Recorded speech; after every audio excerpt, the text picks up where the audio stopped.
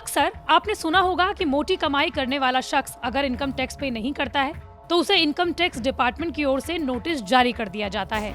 लेकिन बाड़मेर जिले में इनकम टैक्स से जुड़ा एक ऐसा मामला देखने को मिला जो किसी के भी होश उड़ा दे।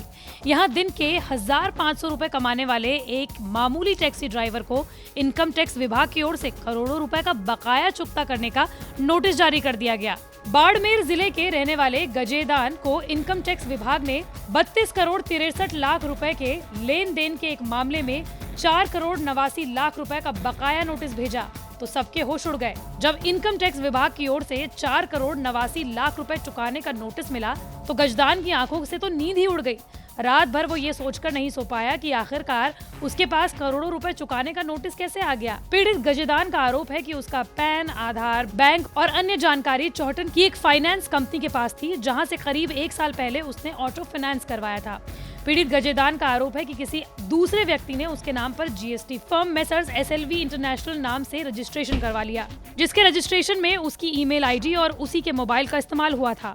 गजदान का कहना है कि उसने अपनी जिंदगी में कभी किसी के साथ इतना बड़ा लेन देन करना तो दूर, इतने बड़े अमाउंट के बारे में सोचा तक नहीं। फिर ये नोटिस उसके पास आ कैसे गया?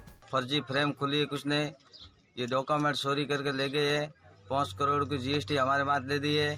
हम टैक्सी ड्राइवर हूँ, पनौरिया निवासी। हमारे को कोई ध्यान नहीं है कि GST बिल किसने फाड़ा दिल्ली में। नोटिस आई सरकार का, उस बाद मेरे को ध्यान पड़ा कि भाई आपके नाम की फर्जी फ्रेम खुली है और ये टैक्स दोबारा भरना पड़ेगा। हम टैक्स द्वारा गरीब आदमी हो, हमसे ये टैक्स नहीं भरेगा। प्रशासन से क्या उम्मीद है? प्रशासन ने मैं मुकदमा दर्ज करा दिया बाकायदा नीम सिंह ने, और अब आज्ञा कार्रवाई कानून करेगी। पीड़ित गजेदान चारण ने अब अज्ञात लोगों के खिलाफ बॉर्डर के बांका थाने में धोखाधड़ी और फर्जी तरीके से फॉर्म बनाकर करोड़ों रुपए के लेन देन का मामला दर्ज करवा दिया है।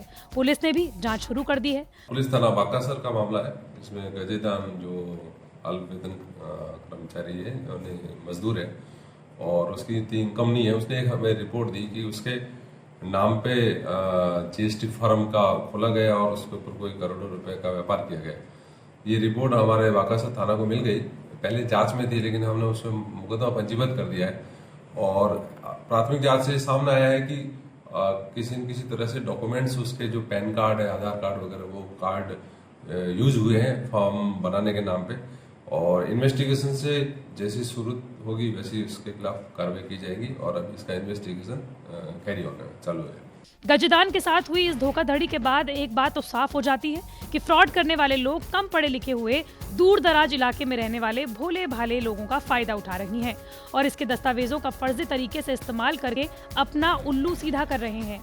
लेकिन बड़ा सवाल ये भी है कि आखिर ऐसा फर्जीवाड़ा करने वाले लोग पुलिस के हत्थे कब चढ़ेंगे? राजस्थान तक के लिए बाड़मेर से दिनेश बोरा की रिपोर्ट।